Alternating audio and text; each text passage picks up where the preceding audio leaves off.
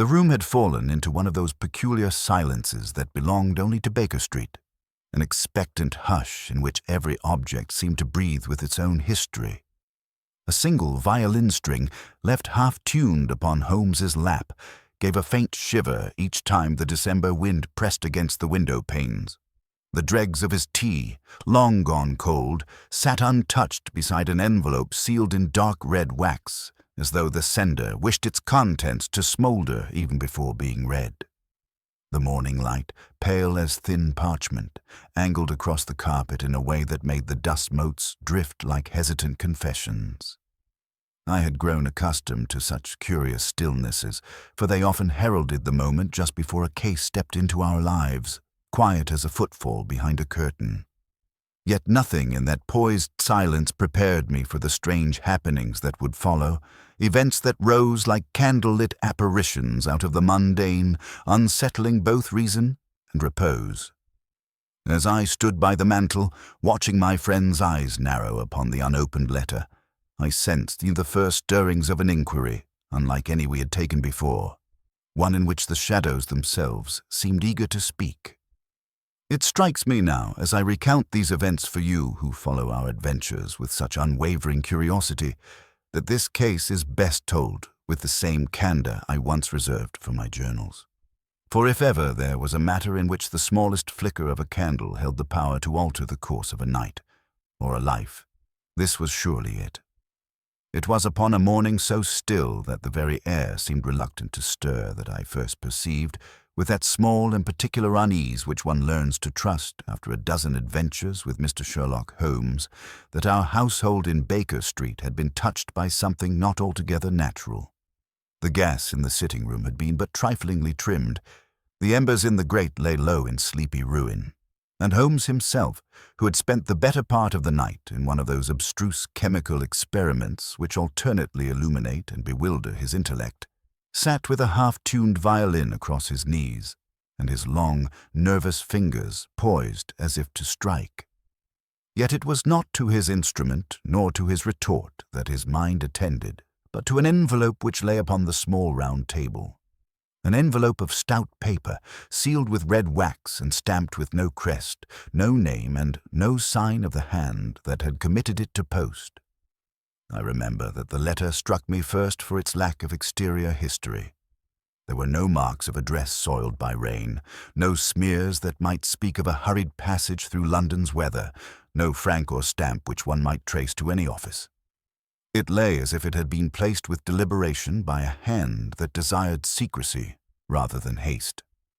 Holmes dragged the envelope toward him with that quick, cat-like movement which so often preceded his commentary, and, without breaking the seal, he held it to the light and turned it as a connoisseur might turn a gem. There was the faintest crease across one corner, and a scarcely visible smear upon the inner fold which, to any eye less practiced, would have been nothing. To Holmes it was as an inscription in an unknown tongue. "Watson," said he, and there was in his voice that quiet insistence which I have learned denotes a discovery of small but crucial import.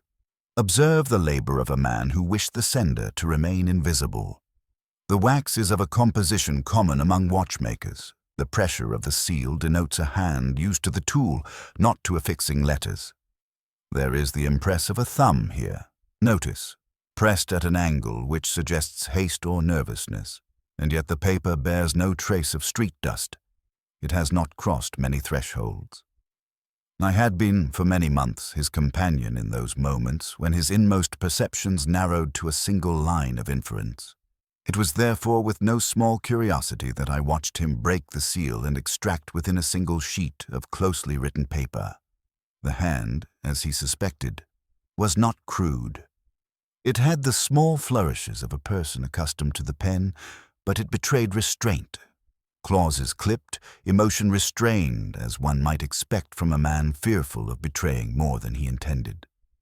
The first words I read aloud, in a voice from which I could not suppress a tremor, for the paper hinted at an apprehension which reached beyond the merely personal, were these: "Dr. Watson, the life of one dear to me trembles upon the point of extinguishment.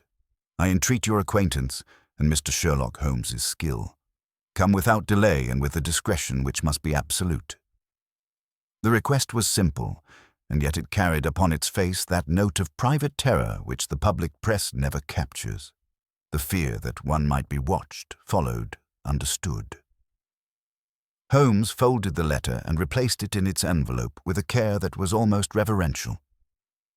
"There is more, I think," he observed after a moment, tapping the corner of the paper through the envelope, as if to coax some hidden detail to reveal itself. "See here. There is the faintest trace of candle wax upon the back. It has been resealed more than once. The writer feared interception." "It reads," said I, as if the man were afraid not merely of discovery, but of something, shall I say, more intimate. The fear of observation, perhaps, or of footsteps which do not announce themselves. Holmes's eyes brightened at my use of the very word which had haunted our nights for the past week. "Footsteps," said he. "An interesting word. Footsteps may be the most telling of all human signatures. They betray weight, gait, habit. A cautious man seldom leaves the same trace twice, but he cannot altogether efface his manner. And this letter, Watson, bears the stamp of one who has been altered by fear." We had scarce drawn on our pipes ere a hansom clattered outside, and in a voice I knew to belong to Mrs. Hudson, she announced a visitor. The man who entered the room was not of the class I had expected. He was neither well-dressed nor obviously humble. He carried himself with a peculiar rectitude which misled at first glance, and his face was a study in the ways that sleep and anxiety carve upon a man. His black frock coat bore the faintest stain of frost at the hem, and his fingers were stained with a substance which, upon closer view, proved to be the greyish dust of mortar and lime. "Mr. Holmes?" he inquired, with the sort of directness which men use when time has made them impatient of circumlocution. Holmes motioned him to a chair and, with that courteous indifference which hides the keenest of attentions, requested his name. "Edward Merriman," he returned, "of Merriman and Sons, builders, St. Giles's."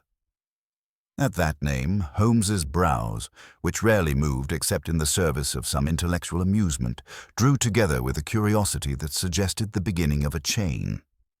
"I have brought your letter," Mr. Merriman continued, "and I have known you, Dr. Watson, only by rumor. My wife speaks of your service in the army. I shall be blunt. My youngest brother, Thomas, is missing, and there are footsteps." He paused, and his hands, which until then had been passive, clenched until the knuckles stood white. "Footsteps in the house at night," he said finally, in a voice that might have been a whisper under other circumstances, but had in it now the solemnity of confession. "Not merely the creak of the stair, sir, but the sound of a slow, measured tread that comes and goes like a deliberate visitation. My brother has taken to sitting up with candle when he ought to sleep. He says that someone is watching him from the room across the garden, that a light moves there, though no lamp is lit, and that, on the morning he vanished, Thomas's boots were gone from their usual place, though the window was shut." Holmes listened with that stillness of body which rendered his expression all the more penetrating. "You say your brother is missing," he observed. "From what hour was he first absent?" "Since Saturday last," answered Merriman. "He was found not on his bed when we rose. The stable boy swears he saw him at the window the night before, peering across the garden as if expecting some reply. There are marks upon the sill where the fingers dragged the wood. But the strangest thing is that when we searched the pathway from gate to house, there were, for 12 paces, impressions clear as if a man had walked, and after that, nothing." Holmes rose as he spoke and paced, measuring with long, sure steps, his fingers behind him in the attitude of one who calculates rather than conjectures. "Footprints which stop," said he. "A vanished footman, or a man who has fled by means more artful than a gate. You told me that his boots were missing?" "Yes, sir. His boots were not where they should be. The housekeeper swore that they were in the morning room, but in their place was a piece of frayed leather, as if the soles had been wrenched from their uppers." "Curious," murmured Holmes. "Very curious indeed." He took up his hat and cloak with the rapidity of a man who feels himself called to exercise. "Watson," said he, with that smile which was seldom placed upon his face, but which always relieved me, "we shall accompany Mr. Merriman to St. Giles's at once. There are questions to which only the street can reply. Prepare yourself for a walk through frost and, perhaps, through artifice." As we passed from Baker Street to the street proper, the day lay low and hazy. The lamps along the Strand still held their faint halos, though the sun had been at work for an hour. I observed, with that mixture of affection and professional deference which is the due of his singular genius, the set of Holmes's shoulders as he drew aside from the pavement to avoid a puddle, and yet kept his gaze upon some other plane. The letter with no footprints lay folded in his breast coat. I fancied that its secrecy lodged there like a mote in the light, ready to be disclosed by the first gust that would stir our course.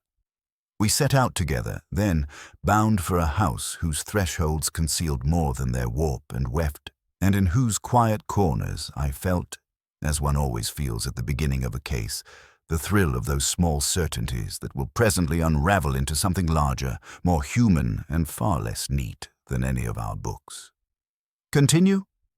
The hansom that carried us through the narrowing lanes of St. Giles's rattled with that particular urgency which seems to accompany any case whose roots lie tangled beneath the soil of personal dread. Holmes sat opposite me, his gaze fixed upon the fogged glass as though the shifting patterns upon it held in miniature the entire design of our unfolding puzzle. Mr. Edward Merriman, shoulders tense beneath his worn frock coat, leaned forward with the manner of a man whose thoughts march in uneasy procession. The clatter of hooves echoed between tenements that leaned toward each other like conspirators, and I could not help but feel that the very shadows knew more of our destination than we did. When at last we alighted before the Merriman residence, the winter morning had sharpened into a brittle cold. Frost clung to the iron railing, and the shrubs in the garden wore a thin veil of silver, as if some quiet enchantment had been cast during the night. The house itself was a narrow, respectable structure of darkened brick, with windows that looked out upon the street like dull, watchful eyes. As we stepped into the small vestibule, I observed at once that the air within bore the faint scent of extinguished candle wax, the kind that lingers long after a flame has been pressed between nervous fingertips. Holmes removed his gloves with the same deliberation he showed upon entering a crime scene. "Your household is awake, Mr. Merriman," he remarked softly. Indeed, the murmur of voices drifted from the adjoining parlor, low and troubled, punctuated by the occasional rustle of skirts or the shifting of chairs. Mr. Merriman hesitated before answering, his expression taut. My mother and elder brother remain in considerable agitation. The disappearance of Thomas has struck them heavily, and the disturbances of which I wrote have shaken their confidence in the house itself. If you would permit, I should like to announce your arrival before we proceed further." Holmes inclined his head, and Merriman stepped into the parlor. The door had not fully shut before Holmes, with one swift motion, examined the hallway floor. The boards creaked faintly beneath his weight as he knelt, running his fingers along the grain, pausing here and there to study a faint indentation or a trace of plaster dust. I knew better than to break his concentration. The smallest sign, a scuff from a boot, the thin arc of a turned heel, could kindle within him the beginnings of revelation. By the time Merriman returned, Holmes had risen, his expression unreadable. "If I may," he said, "let us meet your family." We entered the parlor, a modest room warmed by a low fire, whose embers glowed like the faint pulse of a dying heart. The elder Mrs. Merriman sat nearest the hearth, her hands clasped tightly in her lap, her knuckles pale. Her eldest son, George, stood by the mantel, tall and broad-shouldered, though the weariness about his eyes suggested sleepless nights. Both rose as we entered. Holmes, ever the gentleman in such circumstances, bowed with impeccable courtesy. "I shall not burden you with unnecessary formality," said he. We are here to learn the truth of what occurred on the night your son vanished. Any detail, however small, may assist us." Mrs. Merriman's voice trembled as she replied, "It is the footsteps that have undone me, sir. I have lived in this house for 25 years, and never have I heard such sounds. They came as though from nowhere and went the same. They were not the usual boards settling in the night. They were intentional, purposeful." George Merriman added, "I heard them also, a slow tread along the landing. When I stepped out to see who it might be, the corridor was empty. Yet the candle in the niche flickered as though someone had passed by." Holmes, observing them both with gentle care, asked, "And your brother, how did he comport himself in his final days here?" "Fearful," said Merriman quietly. "Fearful in a way I had not seen in him since childhood. He spoke of strange lights across the garden, flickering in the old outbuilding, and of a figure he believed stood watching the house long after dusk." "A figure," Holmes repeated softly. "Yes," said George. "He claimed it was little more than a posture in the dark. Someone standing still as though measuring the house with their gaze. I did not see it myself, but Thomas was not a man given to wild fancies. Something had unsettled him deeply." Holmes moved toward the window at the far end of the parlor. He drew aside the curtain with a light touch, surveying the frost-flecked garden beyond. "Your brother's room faces this direction, does it not?" George nodded. "On the first floor. And the outbuilding stands at that corner." "Yes." Holmes lowered the curtain. His eyes had taken on that familiar, luminous quality that seemed to drink in every detail of a scene all at once. "We shall examine the garden shortly," he said. "But first, I must understand the interior of the house. Would you show us the landing where you heard the footsteps?" George obliged, leading us up the narrow staircase. The banister bore the smooth sheen of years, and the steps creaked in a pattern I'd already begun to commit to memory. When we reached the landing, Holmes paused. The corridor stretched out in a dim line, lit only by the faint glow of a wall-mounted candle. A draught slithered along the floorboards, stirring the flame into a wavering dance. "Observe, Watson," Holmes murmured. "The boards here have been disturbed more recently than those at the far end. Someone passed this way within 2 nights. I knelt beside him, and though my eye was less trained, I too saw that certain boards bore fresh abrasions in the grain, where a boot had shifted its weight. Holmes placed 2 fingers upon the indentation, as though taking its pulse. "And yet," he said, "there is no sign of direction. The weight is evenly distributed. A man walking in fear places his heel more carefully. A man walking with intent strides more firmly. This print is neutral, as though the walker wished to conceal his very manner of walking." We moved on to Thomas Merriman's room. The chamber was small and tidy, the bed neatly made by a housekeeper determined to impose order upon disorder. But the window caught Holmes's attention at once. The sill bore shallow scratches, faint but real. He touched them lightly. "Made by fingers," he said, dragged downward as though the young man grasped the sill for balance or support. "And here, beneath the latch, the wood bears a subtle dent." I stepped closer. "What does it suggest to you, Holmes?" "That someone attempted to open the window from the outside," he said. "But this would require a ladder or a man of uncommon reach. The garden must tell us more." We descended again. The household had fallen quiet behind us as Merriman led us through the back door and into the garden. The air bit at our cheeks, and our breath curled white before us. The path, covered in frost, glimmered beneath the wan sunlight. Holmes bent low at once, examining a particular stretch of earth where the frost seemed irregularly disturbed. "Here," he said, "your brother stood. The impressions are shallow but distinct. He was not wearing his boots." George looked startled. His boots were missing that morning. "So you told us, but he was barefoot here. Observe the spacing of the prints. They are too close together for a shod man. And here, one print is incomplete, the toes only." He recoiled from something. I felt a coldness, not of the weather, creep along my spine. Recoiled from what? That, Watson, Holmes replied softly, we shall discover. He moved toward the outbuilding, its weathered planks darkened by age. The door hung slightly ajar. Holmes entered without hesitation, striking a match to peer within. The flame illuminated a table, upon which lay a broken candle holder and a patch of melted wax. A candle was burning here, Holmes said. Recently, and someone extinguished it with haste. He turned to the ground just inside the door. There, half concealed by straw, lay a fragment of leather, frayed, torn. The missing boot, he murmured, or rather, a part of it, pulled from the foot of a man who struggled. Edward Merriman's voice trembled. Then Thomas. Holmes held up a hand. Your brother may yet live.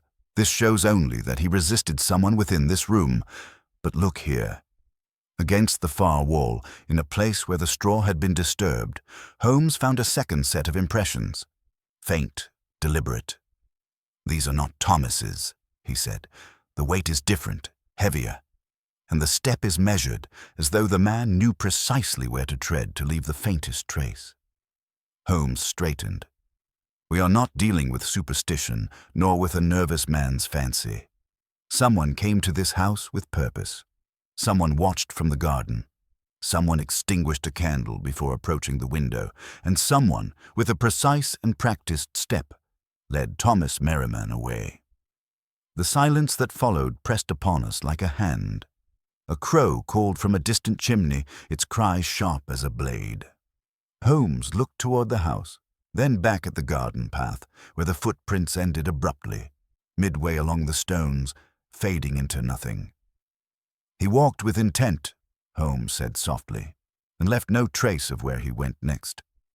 A man might mask his steps, Watson, but he cannot mask his purpose, and this purpose is one we must uncover swiftly. The cold wind stirred the lantern hanging by the door. Its metal clinked softly, a lonely sound in the stillness. Holmes's eyes gleamed. Thomas Merriman was not merely taken, he was followed, and the man who followed him has walked this path before. The chill of that winter afternoon seemed to follow us back into the Merriman house, clinging to our coats and settling into the very grain of the woodwork, as though the walls themselves absorbed the unease of the family within. Holmes re-entered the narrow hallway, with the quickened step of a man whose mind had begun its intricate dance. He paused at the foot of the staircase, that dim and creaking spine of the house, and looked upward with the air of one greeting an old adversary.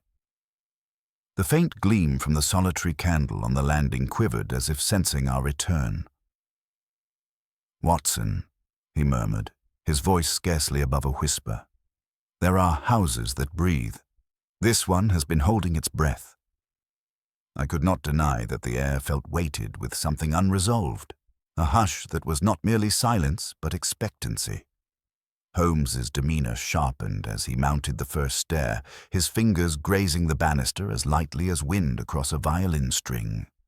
Each rise of his foot, though soft, felt magnified in that narrow passage, for the boards answered with tiny complaints not born of age alone but of recent disruption. At the third step, Holmes stopped. He crouched, studying the wood with such intense concentration that I felt unwilling even to shift my stance for fear of disturbing the balance of the moment. Note this, he said, gesturing without looking up. The indentation here is shallower than the one adjacent. Someone stepped lightly, deliberately, avoiding their full weight. Thomas? I asked. No, he replied at once. Thomas Merriman walked with a slight inward cant of the right foot. His brother George, with his broader frame, impresses his heel more firmly. This step belongs to neither. It is the tread of an intruder, perhaps the same whose presence troubled Thomas in these last nights. He ascended further, each board singing its own small testament under his scrutiny. I followed closely, noting how the faint shadows thrown by the candle on the landing pooled beneath each door, deepening the atmosphere of quiet dread. It seemed as though the very architecture had grown suspicious. When we reached the landing, Holmes paused before the niche where the candle flickered. He studied the brass holder, then the wall surrounding it. "The flame is too restless," he murmured. "A draught moves here, but not from window or keyhole. The air has shifted recently, disturbed by motion." He leaned closer to the wall, examining a faint smudge upon the plaster. Even I, with far less training in the art of observation, could see it now, a mark barely perceptible, as though from the brush of a coat or shoulder. Holmes glanced toward the long corridor extending to Thomas's room. "He was not alone," he said quietly. "The night before he vanished, someone followed him along this hall."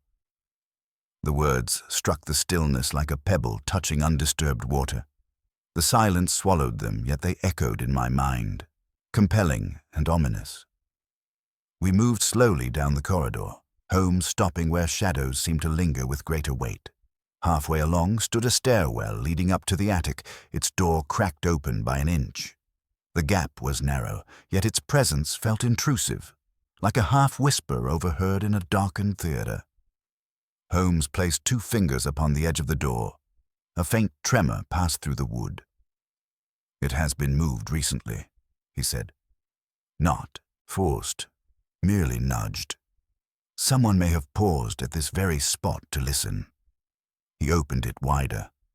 A thin exhalation of dust drifted down, shimmering briefly in the weak light. The steep stairs beyond ascended into a darkness broken only by the outline of rafters overhead. "Allow me," I said, reaching for a match. Holmes stayed my hand with a gesture. "No flame yet. The scent of extinguished candles lingers even here. I would know its origin before we mask it." He drew in a slow breath, his eyes half closed as though listening with senses beyond the ordinary. Then he began his ascent, moving with such precision that each step seemed a study in silence. I followed, the boards creaking faintly beneath my weight.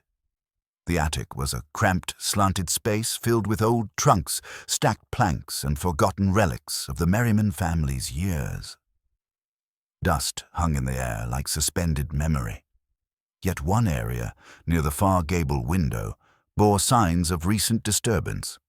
The floorboards were cleared of dust in a narrow path, leading to a small table upon which rested a stub of candle melted into its dish. Holmes approached it with reverence. "This candle burned no more than 2 nights ago," he said. "But note the angle of melted wax. It flowed toward the window, which means the draught came from outside. Someone stood here, watching the garden." The thought of a silent watcher occupying that shadowed space while the household slept sent a cold ripple through me. "The figure Thomas saw," I murmured. Holmes nodded. "Not a phantom, but a man, and one accustomed to moving quietly." He examined the table's edge, running a fingertip along a faint groove. A ring struck the wood here, a man's ring by the height and pressure, perhaps in impatience. He turned toward the small window. It overlooked the garden precisely where Thomas had seen the flickering light. Holmes pushed the pane open slightly and leaned outward. Below, frost glimmered like crushed glass, and the path leading to the outbuilding lay stark and silent. "He watched Thomas," Holmes said, "and waited." "For what?" I asked. "For the moment when Thomas would venture out." We returned to the corridor, Holmes absorbing every minute detail. At Thomas's door he paused again, his gaze fixed on the faint scratches upon the sill and latch. "The intruder observed him from the attic," Holmes said, reasoning aloud. "When Thomas approached the window, the watcher extinguished his candle below and made his way down. Quietly, efficiently, a man trained." We re-examined the stairwell, noting now how certain steps bore indentation of a different quality, slightly narrower, the weight more balanced across the foot.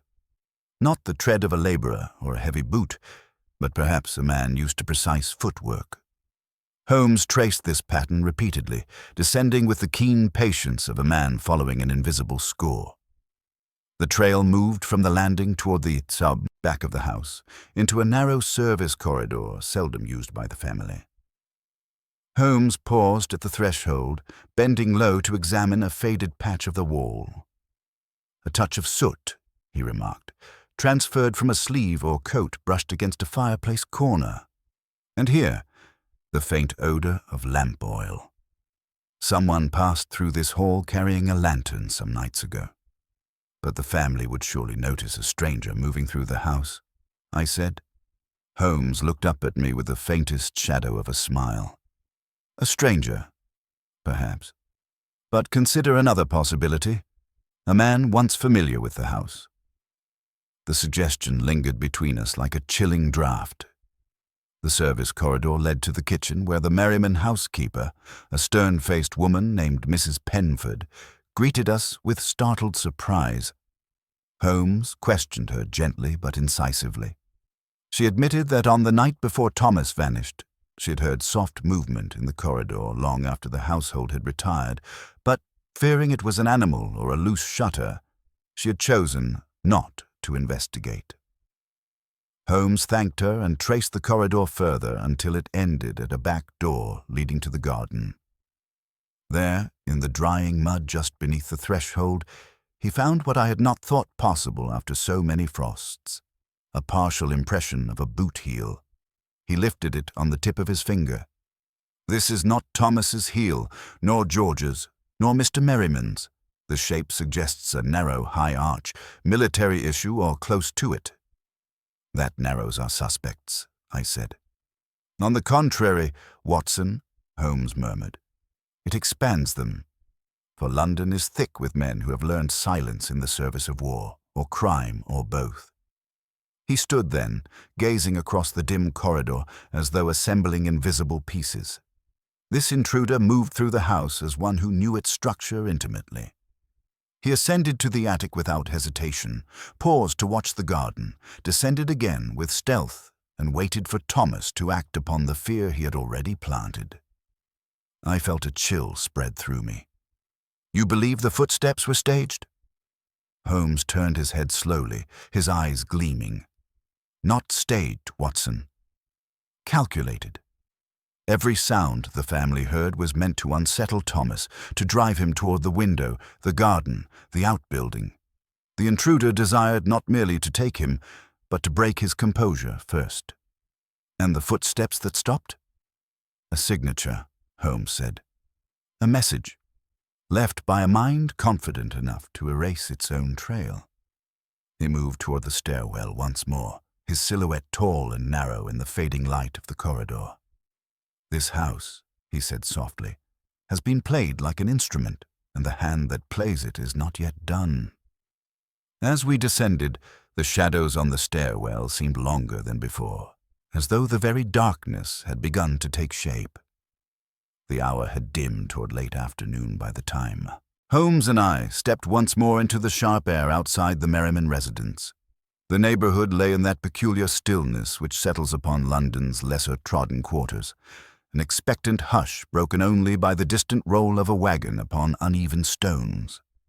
Holmes walked with long, decisive strides, his expression composed but inward, as though turning over each fragment of evidence with the same care a jeweler bestows upon flawed yet precious stone. "Watson," he said at last, "there is a presence behind this matter more practiced than the simple burglar or blackmailer.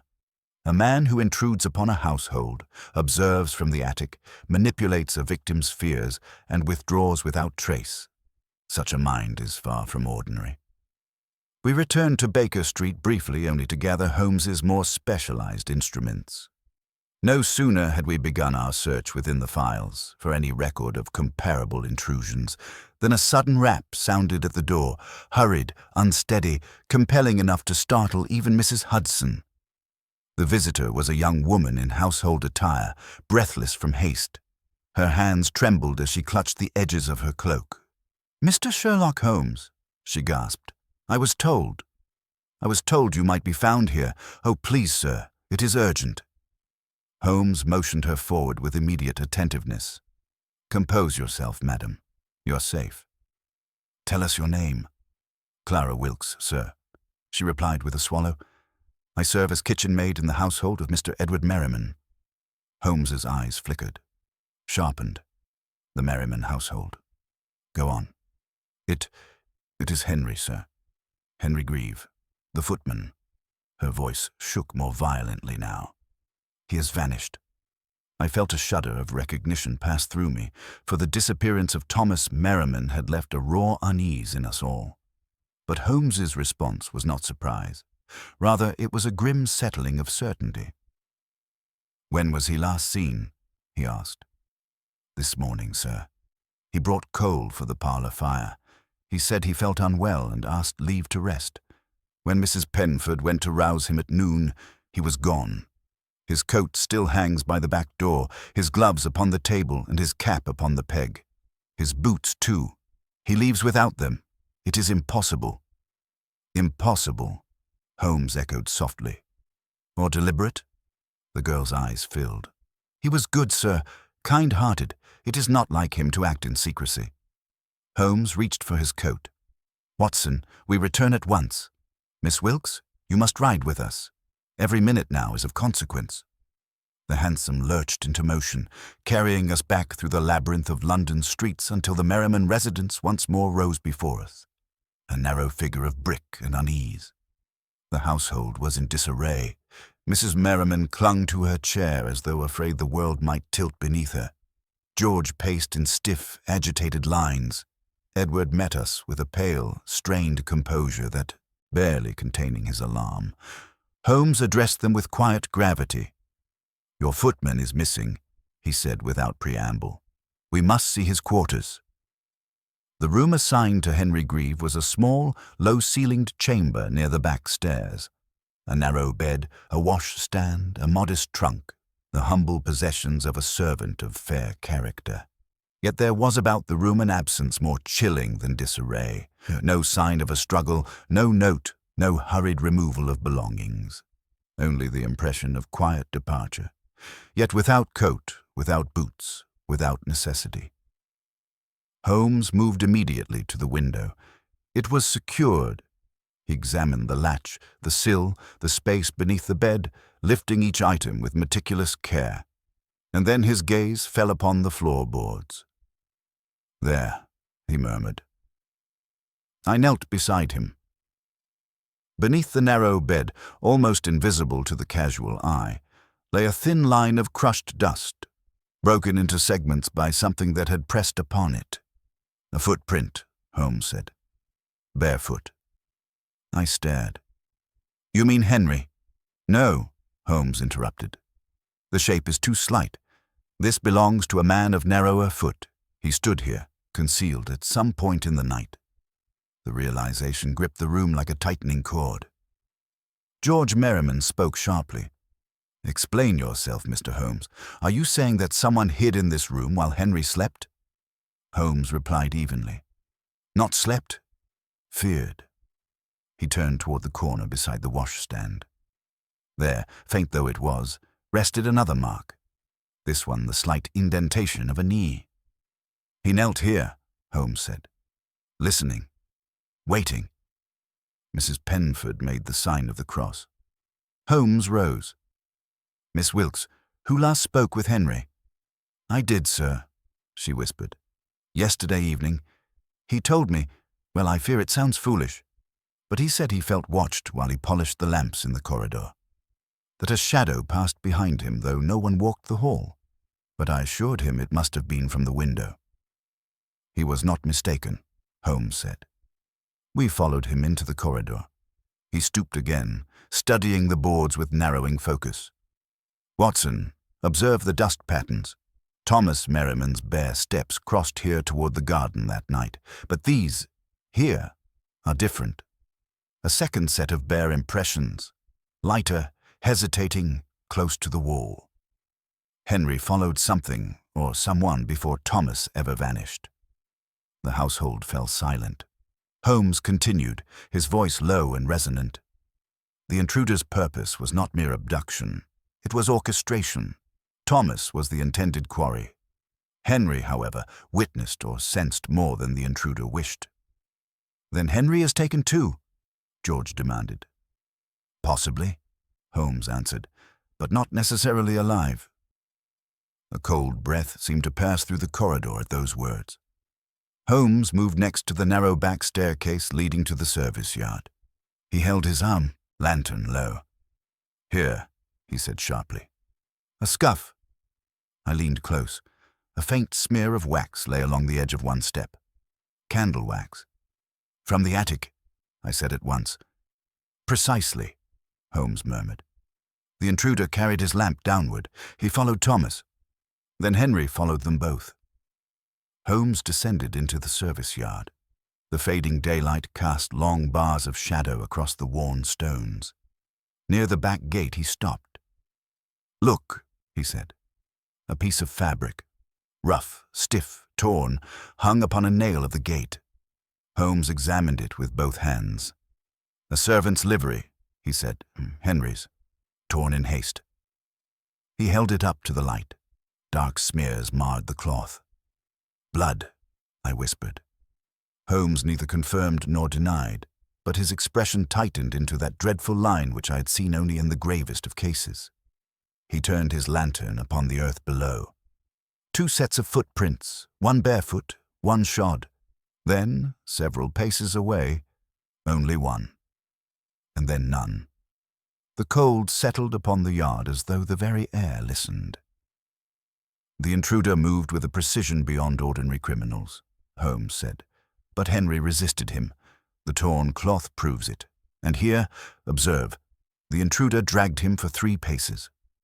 His finger traced the disturbed earth. And then," Holmes continued, "they both vanished from the ground.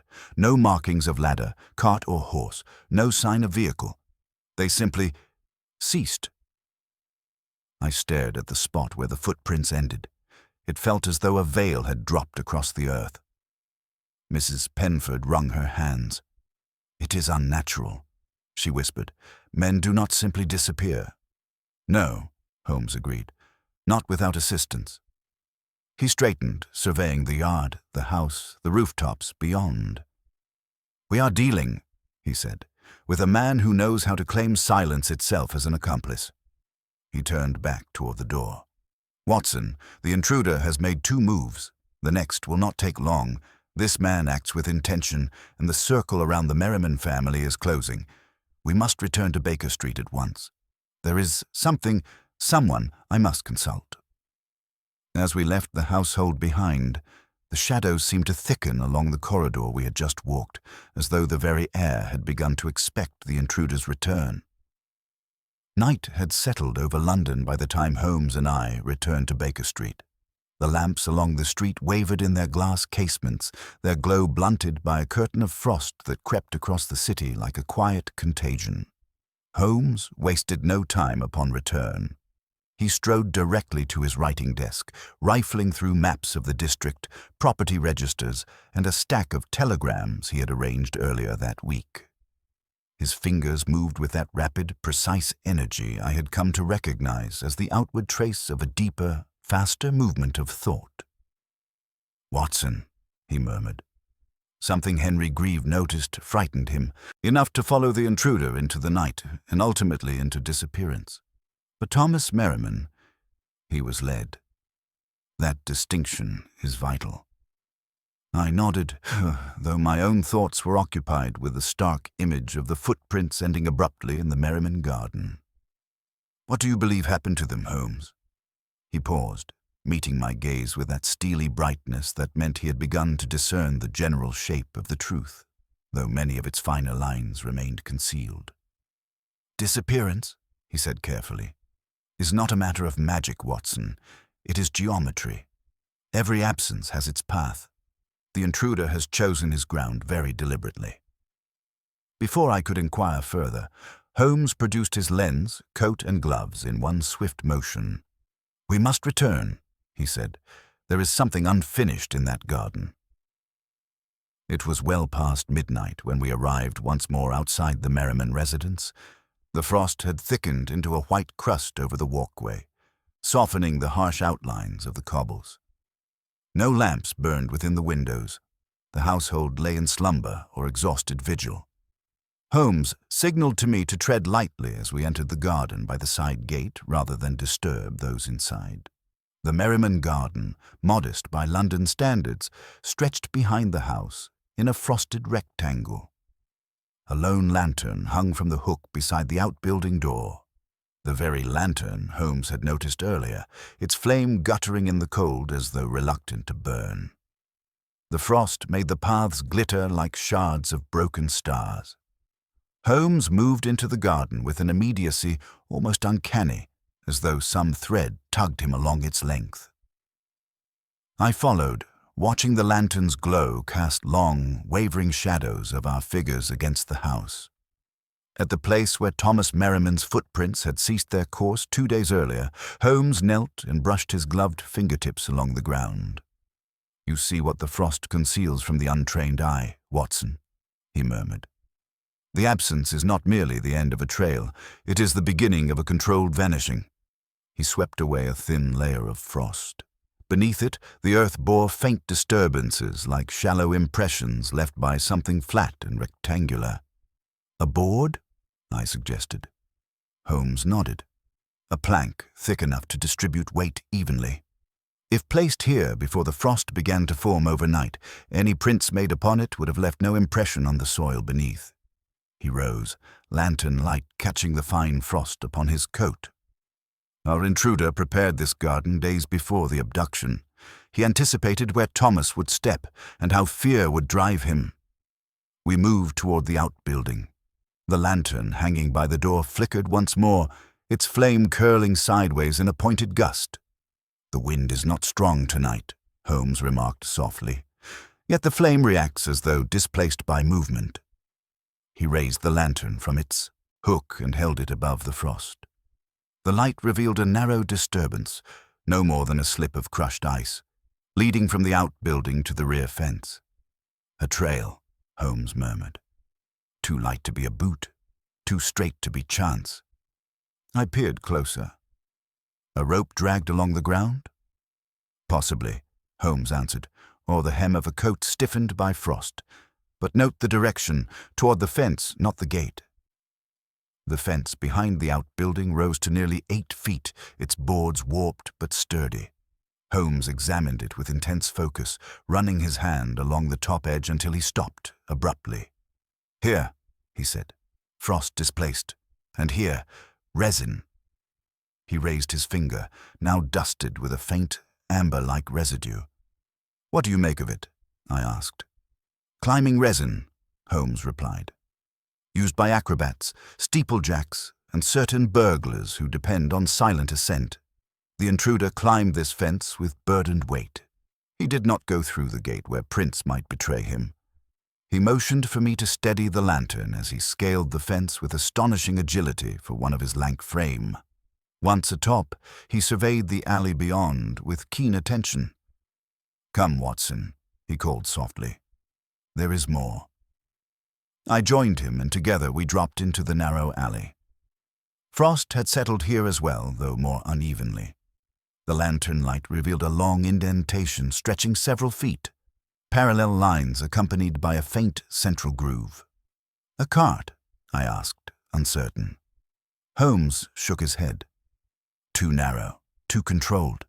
This is a drag mark from a sled-like contrivance, wooden, narrow, with a single guiding groove." He ran the lantern across the alley floor. "And here, minute traces of leather fiber." "The footman's livery," I whispered. Holmes did not answer immediately. He crouched, holding the lantern low, and traced the path further along the alley. After several moments, the marks turned sharply left and ended near a row of crates stacked beside a warehouse. Holmes pressed his hand upon one crate, then inhaled sharply. "Kerosene? Faint. Recently moved." He shifted the crate, revealing beneath it a small brass object half buried in the frost. He retrieved it and held it up. A button, stamped with the insignia of Merriman & Sons. "Henry's," Holmes said quietly. The cold seemed to deepen around us. We followed the alley until it emerged onto a broader street where footsteps and cartwheels had muddied the frost into indistinguishable chaos. Holmes halted, his breath white in the air. "Here we lose him," he said. "But we have learned enough to form an outline of events." He turned toward me, his expression solemn but alive with deduction. Thomas Merriman was drawn out of the house, guided toward the garden, frightened into action by deliberate orchestration. When he stepped onto the prepared plank, the intruder seized him, carried him across the fence with climbing resin, and placed him onto the sled. Henry Grieve followed, likely an attempt to warn or rescue. The intruder subdued him as well. Both were taken to this alley, and then Holmes gestured toward the muddled street. Transferred to a conveyance whose tracks overlap with dozens of others. From here, the city swallowed them whole. A silence hung between us like frost unsettled by breath. "This man," Holmes said slowly, "is not merely skilled. He is meticulous, patient, and intimately acquainted with the layout of the Merriman estate." "And with the family?" I asked. Holmes considered. "Possibly. Or with someone who has knowledge of them. But there is something else, Watson. Something that troubles me more deeply than the vanishing itself." "What is that?" Holmes lifted the lantern to eye level, allowing its light to catch the frost in brilliant facets. "He returns," he said quietly. "He returns to the garden, to the attic, to the corridors. This is not a single crime. It is a performance repeated until the final act. The man is not content to remove his victims. He wishes to haunt the place he has struck." A cold shiver slid along my spine. We made our way back toward the Merriman house, the frost crunching beneath our boots. But as we approached the garden again, Holmes stopped abruptly. "Watson." "Yes?" He pointed toward the outbuilding. The lantern hook was empty. The lantern we had taken now rested in Holmes's hand, but the hook itself, frost-melted, wood-warm, bore the unmistakable imprint of a lantern having hung there minutes before. "When we arrived tonight," Holmes whispered, "this lantern was already lit." "Yes," I said, "we found it burning." Holmes's voice fell to a chilling softness. "Then who hung it?" We had left Baker Street late. We had arrived here after midnight. The garden had been empty save for us. Yet someone had placed the lantern, someone who knew precisely when it would guide us. Holmes raised the lantern high, its flame trembling in the stillness. "He is watching us, Watson," he said. "The man who took Thomas Merriman, the man who silenced Henry Grieve. He is near enough to leave signs between our comings and goings." A faint sound stirred behind the outbuilding. Not the wind, not an animal, a single, deliberate footfall. Holmes extinguished the lantern with one sharp breath. Darkness swallowed the garden whole. For several breaths we stood in utter darkness, the air sharp with frost and expectancy. The faint crunch we had heard, too firm for a settling branch, too measured for the night wind, seemed to linger in the very soil beneath our feet. Holmes, motionless beside me, raised one hand in silent command. Even without seeing him, I felt the shift in his presence, the sudden narrowing of focus, the gathering tension of a predator who has scented another in the brush. Then, slowly, the night began to breathe again. A distant carriage rattled along the main road. A dog barked somewhere across the adjoining yards. The Merriman house behind us creaked under the chill that tightened its beams. But none of these ordinary noises eased the cold unease that pressed against the garden, for something else had been here moments before, something that retreated with intelligence, not instinct. Holmes relit the lantern with a swift strike of his match. The flame bloomed sharply, throwing its glow across the outbuilding. It revealed nothing but undisturbed frost, the rough wood of the shed door, and the shadows clinging stubbornly to the corners where the garden's walls converged. He lowered the lantern and pressed 2 fingers to the frost near the door's threshold. "Still warm," he murmured. Our visitor left seconds before we approached. A deliberate footfall, then stillness. He listened to us, Watson. A prickling sensation crawled along my spine. Do you believe he hid within the outbuilding? Holmes shook his head. No. We should have heard his retreat. More likely, he crouched along the fence or behind the corner of the shed. He has perfected the art of brief invisibility, appearing only long enough to leave a message. And that message is the lantern? I asked. Holmes's lips thinned. A reminder that he walks where he chooses, and that he anticipates our return. He straightened, lifted the lantern, and glanced once more around the garden as though memorizing every angle of its shadows. Then, with unusual abruptness, he turned toward the house. We can do no more here tonight, he said. We must speak with Mr. Merriman. Something about his earlier manner troubles me. As we re-entered the residence through the servants' corridor, the hush of late night settled around us. Only a small lamp burned in the entry hall. Mr. Edward Merriman stood there waiting as if he had sensed our return. His face, pallid in the lamplight, bore the lines of a man deprived of rest, and there was a tremor in his hands. He attempted without success to hide behind a clasped posture. "You have news?" he asked, his voice roughened by suppressed dread. Holmes shook his head. "No conclusions, Mr. Merriman, but new knowledge, a new necessity. We must ask you further questions." Edward Merriman nodded stiffly and led us into the parlor, where the dying embers in the grate cast a faint rust glow across the carpet. He sat, though uneasily, as though uncertain whether his legs might hold him. "Mr. Merriman," Holmes began, "your brother Thomas was a cautious man, you said, not prone to imaginings." "That is true," Edward replied. "He had his excitations like any man, but he was not fanciful. The footsteps unnerved him precisely because they defied explanation." Holmes leaned forward, his eyes keen. "And what of yourself? You wrote the letter to me with your own hand." Merriman swallowed. "Yes. You mentioned that a life dear to you was imperiled. Whose life did you mean?" He hesitated. His eyes flickered, first to the window, then to the floor, then to the half-burnt candle on the nearby table. Something in his expression altered in that instant. A hollowness deepened beneath his gaze. It was the look of a man who had been walking for too long beside a fear he dared not name. "At the time," he whispered, "I meant Thomas. But since this morning, since Henry, I no longer know." Holmes examined him closely. "When did you first notice anything unusual within your home?" Edward clasped his hands tighter. "About 3 weeks ago, strange movements at night. Doors that seemed to shift by inches.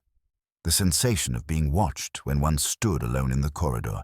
And once, I glimpsed a flicker of light in the old outbuilding, though no lantern was lit there." "And you told no one?" "I did not wish to alarm my mother, nor Thomas, who had been unsettled of late." Holmes's head angled slightly. "Unsettled how?" Before Edward could answer, the parlor door opened. George Merriman stepped in, his large frame casting a long shadow. He regarded his brother with a hard stare. "Tell him," he said. "Holmes is owed the truth." Edward's face tightened. "George, tell him," George repeated. Edward drew a slow breath, as though fortifying himself. "My brother," he began haltingly, "had in recent months involved himself with a company of acquaintances, men I did not know. They would meet in the evenings in the parlor or at certain rooms near Covent Garden. I cautioned him about their influence. They were secretive, intense and, if I may speak plainly, dangerous in conviction." Holmes's eyes sharpened. "Conviction?" Edward nodded. "They believed themselves to be victims of a wrong committed long ago by our father. I know not the exact nature. Thomas confided little, but he grew increasingly distressed." Holmes exchanged a look with me. "You believe these men might have some connection to his disappearance?" Edward hesitated. I fear they sought vengeance." George snorted. Nonsense. My father may have been strict, but he wronged no man to such a degree. Holmes rose and paced slowly, his hands clasped behind him. Mr. Merriman, I must ask you something precise. Did your brother ever describe the appearance of any of the men in this company? Did he mention one in particular, sir? Edward's gaze lifted, and for the first time a different expression crossed his face. Not fear, not despair, but an anxious searching, as though recalling a memory half buried. Yes, he whispered. There was one. A man Thomas described as having candlelit eyes. Holmes stopped mid-step. Explain, he said sharply. Edward's voice lowered to a tremor. Thomas told me that the man's eyes seemed to glow when he stood near a candle flame, as though the light caught them unnaturally. He said the man seldom blinked. He watched people in a way that made Thomas shrink inward. A hush filled the room, taut as wire. What else? Holmes pressed. The man seldom spoke, but Thomas said his footfalls were soft, unnervingly so. He came and went from their gatherings without anyone noticing. Thomas feared him. He believed the man followed him home one night. Holmes's posture altered at once. His entire frame seemed to tighten, like a string pulled into tune. What night? He asked. Edward closed his eyes briefly, searching memory. About a fortnight ago. Holmes's voice grew quieter, more deliberate. And did Thomas ever describe what occurred when he believed he was followed? Edward hesitated only a moment. He said the footsteps stopped. Holmes leaned closer. Stopped? Yes, completely, as though the man ceased to exist mid-stride. A profound stillness fell upon the parlor. It was as though those words themselves carried a chill deeper than the frost outside. I felt the hair rise at the back of my neck. Holmes turned away from us then, standing before the fire's dying embers. The faint, reddish glow lit the sharp angles of his face, accentuating the severity of his concentration. Watson, he said quietly, without turning, we now have a profile. A man with silent tread, I murmured. Candle-lit eyes, a watcher, a planner, a manipulator of fear. And more, Holmes added, a man who has rehearsed his vanishing act until it appears supernatural. Edward's breath hitched. Holmes, do you believe this man took my brother? Holmes turned, his gaze grave. I believe, he said, that the man your brother feared has now acted twice, and that he is not finished. A sudden knock, 3 hard raps, struck the front door of the house. All of us froze. It was not the knock of a neighbor, nor of police. It was urgent, deliberate, and yet composed. Holmes took 1 step toward the entry hall. Another knock, firmer this time, echoing through the house like a challenge. Edward rose, pale as the frost outside. Who could come at this hour? Holmes lifted a hand in warning. Stay here. He moved into the dim corridor, his silhouette merging with the shadows. I followed at a short distance, every sense sharpened. Holmes reached for the door, paused, then swung it open with a sudden, decisive motion, revealing a man standing upon the threshold. Tall, thin, coat dusted with frost, and eyes, yes, unmistakably, gleaming strangely in the lamplight, reflecting the flame as though it lived inside them. Holmes did not speak, nor did the man. For a moment, nothing in the world moved. The man lifted a single envelope in gloved fingers. For Mr. Edward Merriman, he said softly. His voice was smooth, quiet, and unsettlingly calm. Holmes stepped forward. Your name? The man smiled ever so slightly. Names, he murmured, are for those who stay. Then he turned, walked away, and vanished into the frost without sound. The door had scarcely swung shut before Holmes sprang forward, wrenching it open again and plunging into the frost-laden street. I followed at once, the cold biting my lungs as we raced past the Merriman Gate. But though the street stretched long and straight before us, there was no sign of the tall man with the gleaming candlelit eyes, no footfall retreating on the stone, no silhouette slipping beyond the lamplight, no shadow cast upon the walls. It was as though the frost had swallowed him whole. Holmes halted abruptly beneath the nearest gas lamp, his breath rising in faint clouds. His gaze swept the pavement, then the junction, then the rooftops, with the precision of a clockwork mechanism running at impossible speed. "He was here," he murmured. "Flesh and bone. Weight upon the earth. But he leaves as though the city is complicit in his disappearance." I bent to examine the ground myself, though I knew my eye could not match Holmes's. The frost remained undisturbed. Not a single footprint marked the thin, crystalline layer that gleamed like powdered glass under the gaslight. "How did he move?" I whispered. Holmes straightened, his face lit by the sickly glow of the lamp above. "He moved before we could look. The moment our eyes left him, he was in motion. This man deals in seconds, Watson. Seconds and silence." He turned briskly. "Come. We must examine the letter he left." When we returned to the parlor, Edward Merriman sat rigidly in his chair, hands clasped, knuckles bloodless. Holmes broke the seal of the envelope and unfolded the paper within. His gaze flickered across the contents, his jaw tightening by a fraction. "What does it say?" Edward asked, rising. Holmes passed the letter to him without comment. Edward read aloud. "Your brother was taken for what he carried. You must yield what remains. Tomorrow, Eaton Square, under the third lamp from the northern gate. Come alone. Bring the ledger. No police. No delay, or the next man to vanish will bear your blood." His voice faltered on the final words. George swore under his breath. "What ledger, sir? What is this nonsense?" Edward paled further. I know the ledger he means." Holmes's eyes sharpened instantly. "Explain." Edward looked between us like a trapped man cornered by unavoidable truth. At length, he sank into his chair, burying his face in his hands. "It concerns our father's accounts," he whispered. "A book of private dealings, debts, loans, and transactions that never passed through the company records. I believed it to be innocuous. Merely business kept apart for reasons of discretion." Holmes knelt beside him, tone gentle but unyielding. "Mr. Merriman, has anyone outside your family ever seen this ledger?" "Yes," Edward whispered. "Thomas took it with him several weeks ago. He claimed he needed to confront one of the men from his gatherings.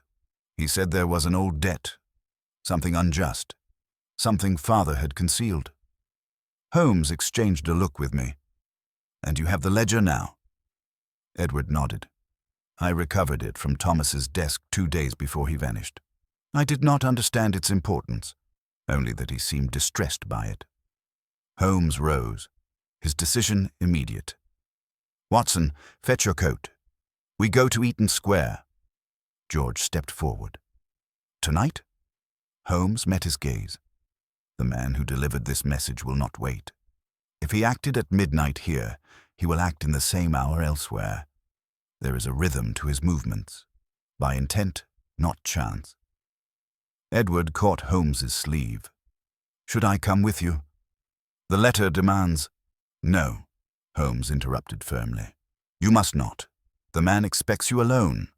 If he sees you with us, he may shift his plan, and every shift brings greater danger. But the ledger—" "We'll not leave this house tonight," Holmes said. "Not until I understand the nature of the threat behind it." Edward sagged, torn by duty and terror, but he offered no further protest. Holmes and I stepped once more into the freezing night. The lamps flickered under the tightening frost.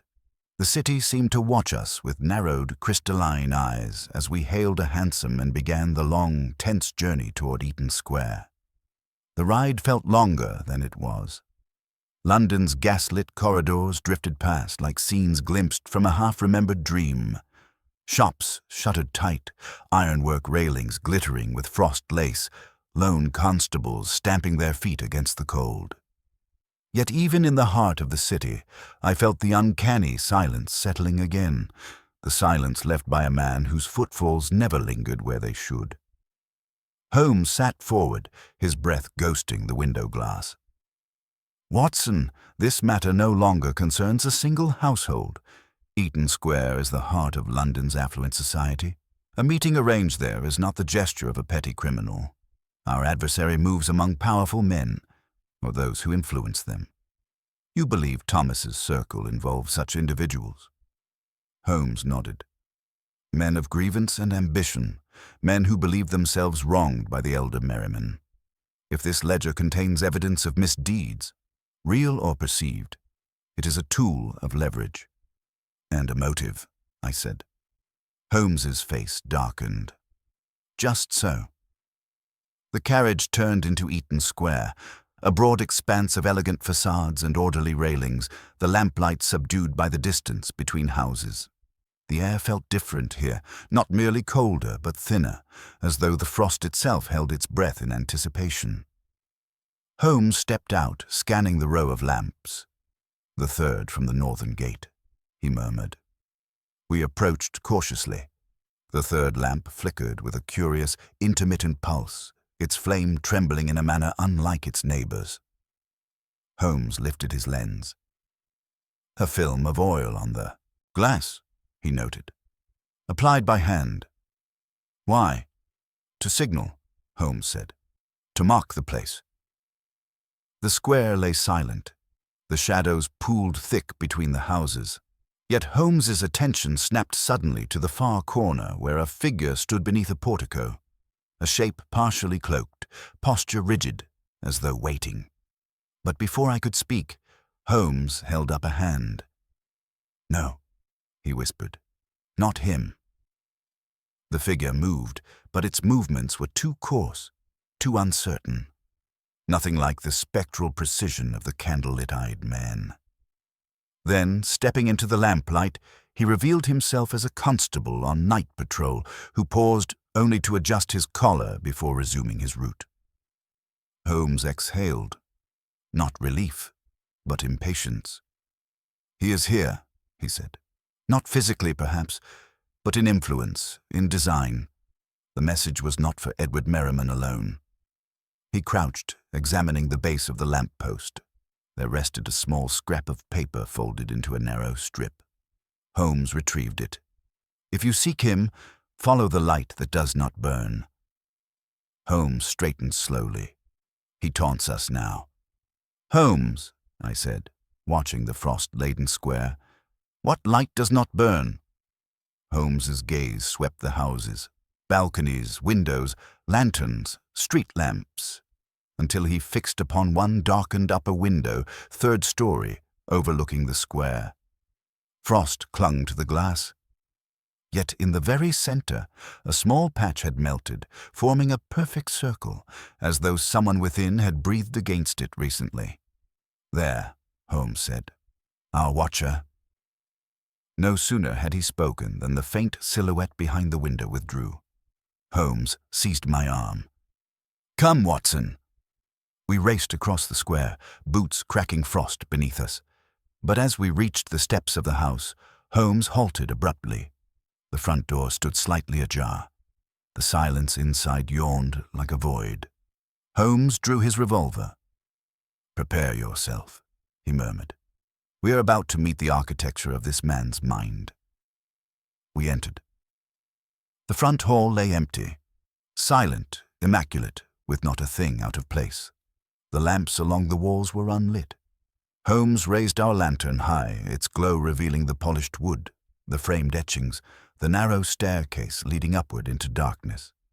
Then he stopped. At the foot of the stairs lay a single object, a candle, still warm, and beside it, a footprint, bare. Holmes knelt. "This is Thomas Merriman's," he whispered. "Not newly made, but not old either." "The man brought him here," Holmes murmured. My heart thundered. "Alive?" Holmes rose slowly. the lantern light sharp upon his face. "Yes," he said. "He was here. Recently." He took a single step toward the staircase. But the man with the candle-lit eyes— The lantern flickered. The stairwell breathed. "He is here too." Holmes ascended the staircase one measured step at a time, his lantern lifted just high enough to brush the darkness upward without truly dispersing it. The banister beneath his hand bore a faint warmth, as though another had steadied himself upon it not long before. I followed, every nerve taut, for the silence of the house was of that particular oppressive kind which seems to listen, not merely reside. Each stair creaked with a hesitant voice, but Holmes's tread, precise, almost spectral, made scarcely a sound. At the landing he paused. 3 doors stood along the corridor, their frames trimmed in a respectable but unremarkable style. The house was wealthy, yes, but not ostentatious. It belonged, I suspected, to someone who valued anonymity above display. Holmes raised the lantern to the first door. The brass knob bore no smudge, no temperature difference. The second bore dust undisturbed. But the third, Holmes touched the knob lightly and withdrew his fingers as though they had brushed fire. "Warm," he whispered. He opened it. The lantern illuminated a small study, its walls lined with books arranged with almost militaristic order. A desk occupied the far corner, ink still fresh in the well, yet not a single paper lay strewn upon the surface. Instead, a thin curl of smoke rose from the hearth, where embers glowed with that deep, sullen red that forms only after paper has been burned to its final whisper. Holmes stepped forward, eyes narrowing. "Something was destroyed here," he murmured. "Recently." I approached the hearth. The air smelled faintly of char. Paper, yes, but something else too. Varnish, perhaps, or the crisped edge of leather. "Holmes," I said, "could it be the ledger?" He crouched. "No, the ledger would burn more slowly. This was thinner. Letters, perhaps. Correspondence." His gaze sharped. "Or evidence." He reached into the ash with metal tongs and lifted a fragment. It was curled, blackened along the edges, but a corner still bore the trace of handwriting. Small, precise, and unmistakably from the same hand that had penned the note delivered to Edward Merriman earlier that night. Holmes turned the fragment in the lantern light. He was here minutes before us. His voice had taken on a tautness that I rarely heard. "He burns the future to conceal the past. But why leave even this fragment? Why allow us knowledge of his haste?" He rose abruptly, his eyes wandering the room with increased intensity. Something more than deduction troubled him now, something like anticipation. "Watson," he said softly, "this man wants us to follow him." "Why?" Holmes didn't answer immediately. Instead, he moved toward the window overlooking Eaton Square. The frost ring where the watcher had stood earlier had not returned. The glass remained fogged only in that single, small circle. Holmes exhaled sharply. He stood here, watching the lamp below, timing our arrival. He dropped the cloth over the circle of melted frost, as though unwilling to let it witness more. We must search the remainder of the house. The next room was a modest chamber, an unfurnished guest room with nothing of interest save for a faint scent of extinguished tallow candles. Holmes noted it, but moved on, driven by an internal compass I trusted implicitly. The final room at the end of the hall, however, arrested his motion entirely. The door was half open. Inside, the lantern revealed something startling in its simplicity. A small wooden table with a single object placed upon it. A photograph. Holmes approached slowly. The photograph showed 3 men and 1 youth. The men, stern-faced, roughly dressed, shoulders squared as though accustomed to hard labor, stood beside a construction scaffold. But it was the youth, around 18 or 19, who drew Holmes's full attention. He held a ledger, the Merriman ledger. "Thomas," I breathed. Holmes ran a thumb along the edge of the photograph. "This is older, taken years ago." "Could the others be the men he met in Covent Garden?" I asked. Perhaps. Or those who believed themselves wronged. Holmes lifted the photograph to the lantern light, examining the background. But this must have been staged for an event, a contract or an agreement, something binding. He turned the photograph over. One sentence, written in a cramped but legible hand, ran along the back. What was promised in daylight will be collected in shadow. Holmes inhaled sharply, the lantern quivering in his grasp. "Watson," he said quietly, "we must leave this house. Now." I stared at him. "Leave? But Thomas—" Holmes shook his head. "Thomas is not here, but the man intends us to believe he was. He draws us from location to location, each time closer to a central point." "Which is?" "His design," Holmes said. "His purpose." He moved toward the door. "But first, we must examine the ground floor." We descended the staircase with care.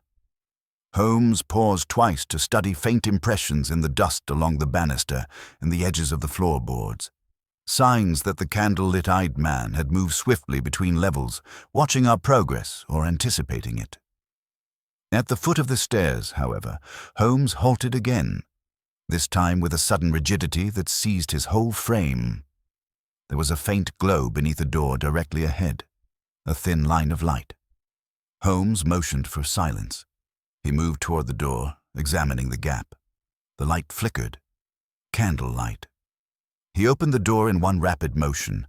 Inside was a small room, perhaps a lounge or withdrawing room. Upon a round table burned a single candle.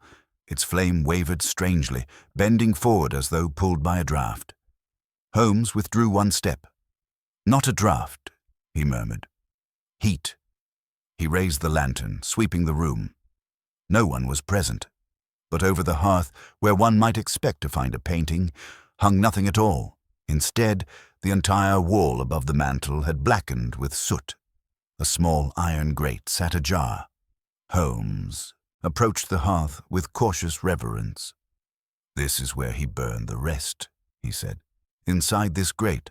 Letters, perhaps contracts. And look, here." He reached into the ash and retrieved another fragment, larger this time. Upon it was a partial address. Merriman and Sons, Eaton Square. Extension, Holmes frowned. An extension? The Merrimans built no extension here. Then his gaze lifted to the corner of the room. A pile of charred wood rested against the skirting board. "Watson," he said softly, "this room was once under construction." He turned, lanterns sweeping the walls, revealing faint outlines, marks of scaffolding removed, nails left half-hammered, plaster uneven where a beam had been shifted. This house belonged to their firm, Holmes realized. It was abandoned before completion. Someone took possession in secret. I felt the cold settle deeper. Then the candle-lit-eyed man. "Was here long before tonight," Holmes finished. "And Thomas—" Holmes lowered his gaze. "Thomas was brought here." He paused, at least once. Before I could respond, Holmes's lantern flickered violently, the flame flaring and then shrinking as though deprived of air. Holmes turned slowly. A second candle had appeared on the table, unlit. He stepped forward. The wick had been cut recently, cleanly. "Watson," Holmes whispered, "this candle was placed moments ago." A soft sound rose from somewhere behind the walls. Not footsteps, but a sigh. Faint, prolonged, human. Holmes extinguished the lantern at once, plunging us into darkness except for the single burning candle. The flame bent again. Not from draught, from movement. Very near. Holmes leaned close. "He is inside the walls." I felt my heart lurch. "Inside—" But before I could finish, Holmes seized my arm and pulled me backward with urgent force. "We leave," he whispered. "This instant." We reached the front door and stepped into the sharp night air, the cold feeling almost welcoming compared to the oppressive presence within. Holmes inhaled deeply, regaining composure. "He has tunnels," Holmes said, "hidden passages left from the abandoned construction. He burns evidence in the hearths of houses he occupies without ownership. He watches, he follows, and he waits. For what? I asked. Holmes's eyes gleamed with a rare solemnity. For the ledger, he said, and for Edward Merriman. He turned, looking back at the silent house looming in the frost. This is no longer a disappearance, Holmes murmured. This is retribution. And Thomas, I whispered. Holmes's answer chilled me more than the cold. He's alive, Holmes said. But the man with the candlelit eyes keeps him not as ransom, he paused, but as witness. Dawn had barely lifted its pale light across London when Holmes and I arrived once more at Baker Street. The frost still clung to the street lamps like hoarfrost upon grave markers, and the city, slow to rise on winter mornings, seemed reluctant to shake off the remnants of the night we had just traversed. Holmes moved with a pace I recognized as the prelude to revelation, though not yet satisfaction. His coat still bore traces of soot from the hearth in that clandestine Eaton Square residence, and his gloves were stiff with frozen moisture. He strode directly to the mantelpiece and lit the fire anew, as though the living flame could outdo the candle's narrow glow we had left behind. Once warmth began to pulse through the room, Holmes fetched a stack of monographs from his archive, treatises on architecture, obscure criminal methodologies, and a compilation of Builders' Guild disputes from the past 20 years. Watson, he said without looking up, we are dealing with a man whose genius lies not in disappearance, but in structure. He sees buildings not as dwellings, but as instruments. You believe he used the abandoned extensions of the Merriman firm as hiding places? I asked. Precisely. The house in Eaton Square was one of several projects Merriman and Sons began, but never completed. There must be records of others. He struck open a ledger of public works. Here, see? A warehouse near Lambeth, left unfinished. A row of townhouses half completed near Clerkenwell. A library extension cancelled after foundation issues. All built within the same 5-year span. And you believe our adversary dwells among these ruins? Dwells? No, Holmes said. He moves through them, like a man who knows the skeleton beneath the city's skin. He uses construction voids, unused passages, half-bricked basements, beams left unjoined. Merriman's unfinished works are a map, and he knows it better than the Merrimans themselves. I felt a chill at the thought of a man moving beneath London, slipping through the bones of structures half forgotten. Holmes continued, his connection to Thomas and Henry is not incidental. He is tied to the Merriman legacy, to their father's wrongdoings, and to that photograph we found. He placed the photograph on the center table between us. 4 figures, 3 older laborers, stern, dusty, shoulders squared, and Thomas Merriman holding a ledger. Holmes tapped the image of one of the laborers. This man, he said, is Elias Venn, a foreman dismissed by Merriman Sr. 20 years ago under allegations of embezzlement. You know him, I exclaimed. I know of him, Holmes replied. He was acquitted of all charges, though evidence suggested he had been made a scapegoat for a structural failure on a building site. The case was never fully resolved. Venn vanished shortly afterward. Holmes tapped the second figure. This man is Alger Cromley, a stonemason. His son died in a collapse on a Merriman site. Compensation was promised and never delivered. He tapped the third. And this man is Patrick Dole, imprisoned for an accident on a beam installation, later released when evidence suggested faulty materials, not negligence. And all 3 stand beside Thomas in this photograph, I murmured. Holmes nodded. A pact was made, he said, years ago, a pact of grievance. And Thomas's recent involvement with these men was not chance. He sought them out, or they sought him. The ledger he carried was the proof they needed. Holmes lowered his voice.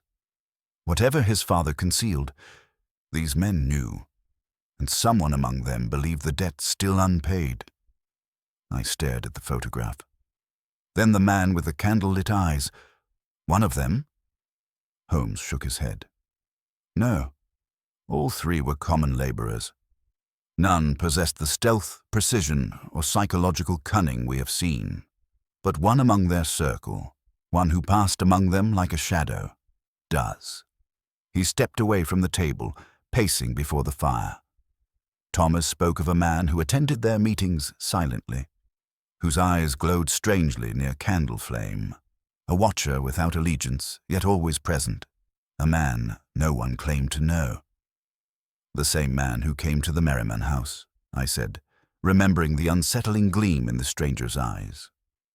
Yes, Holmes answered, and that glow, Watson, there are conditions of the eye that cause irregular reflection, certain inflammations, or remnants of injury from flame or explosion. Some leave the iris with a sheen that catches light unnaturally. A man injured on a work site, I breathed. A man whose damage was never mended, Holmes said. One who hides in shadows because bright light pains him. One who learned to move silently not through training, but necessity. Holmes turned sharply. We go to the Merrimans. Now. We hurried to St. Giles's. The Merriman household, wrapped in the grey cast of weak mourning, seemed to sag under the weight of dread. Mrs. Merriman sat near the hearth, her eyes hollow and reddened. George stood stiffly at the window, arms crossed tightly, while Edward paced the room with restless intensity. Holmes entered without ceremony. "Mr. Merriman," he said, "you must tell us the truth about your father's dealings." Edward stopped mid-step. "I've told you what I know." "You have told me what you believe," Holmes said, his voice firm but not unkind. "But there is more. The ledger speaks of debts, debts not merely of coin, but of obligation, promises made, promises broken." George stormed forward. "Are you accusing our father of criminal acts?" Holmes lifted a hand. "I accuse no one. I seek facts. Your father's involvement with Venn, Cromley, and Dole was not confined to business alone. There was a pact, a binding agreement made in Candlelight, in a room not unlike the one we saw in Eaton Square." Edward's face paled. "How do you know that?" Holmes withdrew the photograph. "Because this image shows the four men at the very site where your father's unfinished extension stands, and because the message written upon its back speaks of promises made in daylight." He turned the photograph for Edward to see. "And collected in shadow." Mrs. Merriman let out a small gasp. George swore softly and stepped back. Edward stared at the photograph as though seeing it for the first time. "My father," he whispered, he must have promised them something." Holmes nodded, and failed to honor it. "The consequence is this. Thomas involved himself with these men to set things right. The ledger offered proof, but the man with the candle-lit eyes, whoever he is, interpreted the pact differently.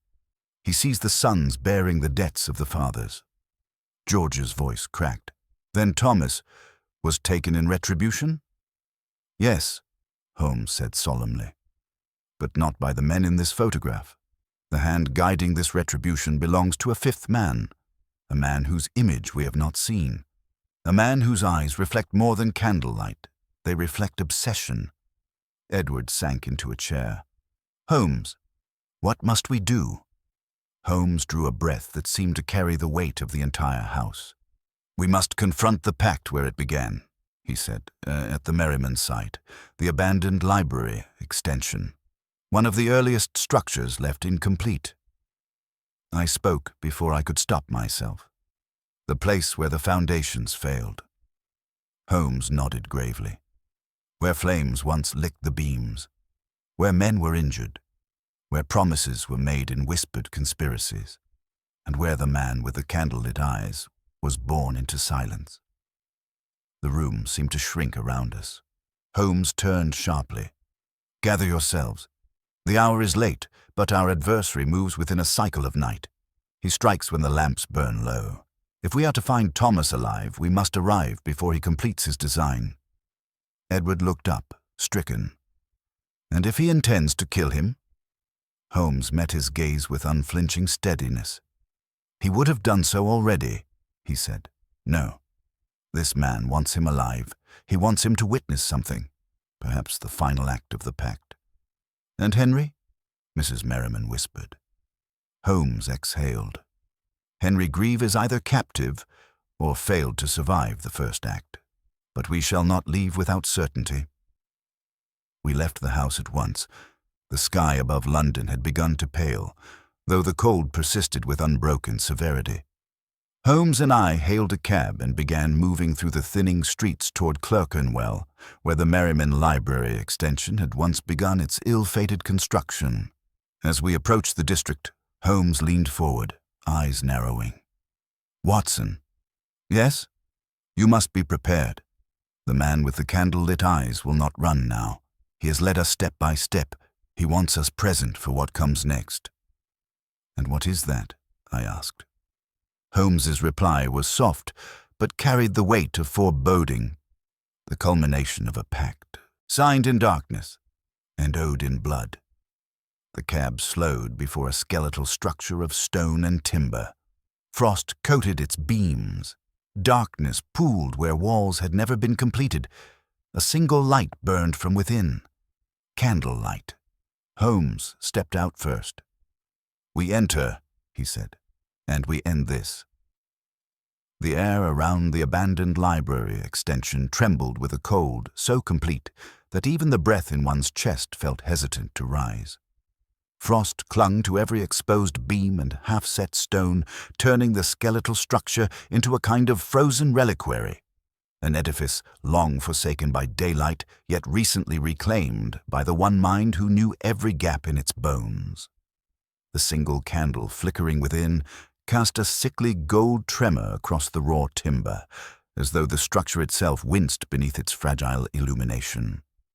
Holmes paused at the threshold, his eyes narrowing in that singular way that suggested he was not merely seeing, but listening, to the building, to the air, to the long memory woven into the mortar. His hand rose slightly, signaling me to wait, while he stepped forward and pressed his palm flat against the weathered stone. Feel it, Watson, he murmured. The cold is uniform, except here. A warmth lingers beneath the surface. Someone leaned against this wall no more than an hour ago. I obeyed. Beneath my glove, the faintest suggestion of residual heat met my touch, like the ghost of a human presence not yet fully dispersed. He is near, Holmes said, closer than he has ever allowed himself to be. The interior of the structure opened before us. A hollow chamber of stone outlines, incomplete archways, beams suspended like ribs, and half-painted markings upon the plaster where craftsmen long ago abandoned their tasks. The ground bore layers of frozen dust, yet beneath them, Holmes knelt immediately, lay faint impressions. Barefoot, he whispered. A shudder passed through me. Thomas? I asked. Holmes shook his head. The stride is wrong, too light, too controlled. These are the footfalls of our ghostly builder. He moved further inward, lantern raised. The candle on the far table flickered violently, as if reacting to our presence. Beyond it, in the deepest recess of the room, a second glow tremored. Another candle, hidden partially behind stacked stones. Holmes's breath formed a thin ribbon in the cold. He has prepared this place. For what? I whispered. Holmes did not answer immediately. His attention had fallen upon a long plank positioned above the stone foundation, placed not haphazardly, but with intention, angled like a bridge from one incomplete beam to another. Upon it lay a piece of leather, frayed, split, unmistakable. Henry's. Holmes touched it gently, his jaw hardening. This confirms it. Henry was brought here, and perhaps... He stopped. A sound drifted from somewhere deeper within the unfinished structure. Not a footfall, but breathing. Shallow, strained, human. Holmes turned sharply, motioning me to dim the lantern. Its glow shrank. Shadows crept eagerly into the void. We moved toward the sound.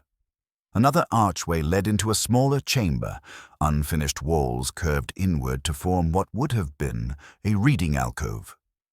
The floor here was covered in sheets of discarded tarp, stiff with cold, and in the center of that makeshift enclosure sat a man, bound by ropes to a central beam. Thomas Merriman. His head hung low, but at our approach he stirred, lifting his face with painful effort. His cheeks were gaunt with sleeplessness, his eyes red-rimmed, terrified. "Dr. Watson," he whispered, scarcely believing. "Is it you? Is it truly?" I knelt beside him at once. "Yes, Thomas. You are safe now. We have come to take you home." Holmes was already examining the knots at his wrists. "These bindings were tied with precision," he said softly. "The work of a man who has tied rope in darkness before." Thomas flinched as Holmes touched him. "He is here," Thomas whispered. "You must not stay. He returns. He told me he would return." Holmes raised his eyes. "Who?" Thomas's breath shook. "The man whose eyes reflect the flame? They call him Corvin." Holmes froze. I repeated the name. "Corvin?" Thomas nodded weakly. "He told me once, years ago, that my father had made a promise in this place. A promise sealed by candlelight, an oath of reparation. But father never kept it. Corvin says the pact was broken and so the debt must be paid by the sons." Holmes's voice was quiet as ice cracking. "And Henry? What became of him?" Thomas swallowed. "Henry tried to free me. Corvin dragged him away. I heard him struggle. He said nothing more. I felt the cold strike deeper than the winter air. Holmes cut the final rope with his knife. "Thomas must leave immediately." He rose, scanning the chamber with fierce intensity. "But Corvin is not finished. He would not abandon this place without revealing the culmination of his design." Thomas struggled to stand. He said he would come when the second candle died. Holmes spun, eyes widening. The first candle, the nearest, flickered wildly as if gasping. "The second candle," Holmes repeated. "Yes," Thomas whispered. "The one behind the stones." Holmes moved like lightning toward the second glow. It trembled, guttered, and as it did, a sound coursed through the unfinished hall like a wave of breath, a footfall, soft, measured, deliberate. Holmes drew his revolver. "Watson," he said evenly, "stand behind me and grip Thomas firmly. Corvin does not strike blindly. He chooses moments." The footstep came again. Then a whisper, so faint I could not distinguish whether it came from the rafters, the walls, or the very stone beneath us. "You found him?" Holmes turned, slow, precise. "Show yourself," he commanded. The whisper slid across the chamber. "You follow well, Mr. Holmes, but you walk paths I shaped long before you learned them." "Corvin," Holmes said, "your quarrel is with the elder Merriman. Release the son. End this pursuit." A soft laugh drifted from above, dry, brittle. Promises broken echo longest. His father made an oath by the candle's flame and abandoned us to ruin. So we lit a flame of our own. Holmes raised the lantern. The light caught something in the rafters, a pair of eyes, reflective, overbright, unblinking. Then Corvin stepped from the shadow, tall, gaunt, wrapped in the coat of a laborer long worn to threads. His hair hung in uneven strands, dusted with plaster. But it was his eyes, the strange luminescent quality that fixed the gaze. They did not merely catch the candlelight, they swallowed it, magnifying it like glass set over flame. When the beam collapsed, Corvin said softly, "I was beneath it. Fire kissed me, smoke blinded me. I crawled into darkness and learned to see by the smallest flicker." Thomas trembled. "Corvin, please, my father is gone. Let us end this." Corvin shook his head. "Your father promised reparation in this place, promised to rebuild what he destroyed, promised to make our families whole. Instead, he fled with wealth while we were left with bones buried in stone." Holmes stepped forward. "Whatever your suffering, this vengeance, this haunting, will achieve nothing but ruin." Corvin's voice dropped to a chilling whisper. "There is no haunting, only remembrance. Tonight the pact ends." He reached into his coat and withdrew a tinderbox. Holmes's grip tightened on his revolver. "Corvin, think carefully." Corvin struck the flint. A spark leapt. Holmes fired into the beam above him, not to strike Corvin, but to dislodge the timber he stood upon. It cracked. Corvin fell, landing heavily upon the ground. Thomas cried out. Corvin rolled to his knees, scrambling for the tinderbox. Holmes sprang upon him, knocking it aside. They grappled fiercely, Corvin striking with surprising strength. The man fought like someone who had survived collapse, fire, and abandonment, and who had shaped his body accordingly. I pulled Thomas back as Holmes twisted Corvin's arm, forcing him face down. At last, Corvin's resistance faltered. His breath heaved. "You cannot stop the pact," he whispered. "The sons must answer." Holmes bound his wrists with rope torn from Thomas's bindings. "The sons answer with truth," Holmes said quietly. "Not with flame, not with blood." Corvin closed his eyes. "Father Merriman broke the pact, and I," Holmes interrupted. "You are not judge nor executioner." Corvin inhaled once more, trembling with fury and grief intertwined. "Then finish it, Holmes. End what began in this place." Holmes shook his head. "No. Justice ends it. Scotland Yard will take you." The sun began to creep across the broken beams, weakening the candlelight. Corvin's reflective eyes dimmed with the rising dawn. "I walked in darkness," he whispered, "and you have brought me to light." Holmes's voice softened. "The light is where truth lives." We escorted Thomas out of the structure as the first rays of sun touched the frost. When the constables arrived to take Corvin away, he did not struggle. He only stared at the ground, the faint gleam fading from his gaze. As Holmes and I walked Thomas back toward the hansom waiting beyond the ruins, the frost crackled beneath our feet. "Holmes," I murmured, "do you believe Corvin ever intended to kill him?" Holmes hesitated. "No," he said at last. "He intended Thomas to witness the debt being paid, but the cost he demanded was too great for any man to bear." "And Henry?" I asked quietly. Holmes exhaled deeply. "Henry Grieve did not survive the struggle." Silence fell, heavy and respectful. Thomas bowed his head. The sun lifted through the last veils of frost, casting long shadows across the ground. Holmes turned toward me, his expression shadowed but steady. "Watson," he said softly, "footsteps may cease upon the earth, but in memory they echo far longer. Corvin believed those echoes would hound him forever, and so he sought to become the one who echoes. A tragic mind, but now his footsteps will fade." I nodded. "And ours?" I asked. Holmes allowed himself the faintest smile. "Ours, my dear Watson. Continue, always." The frost cracked beneath our boots, the sun rose, and the case, at last, was closed.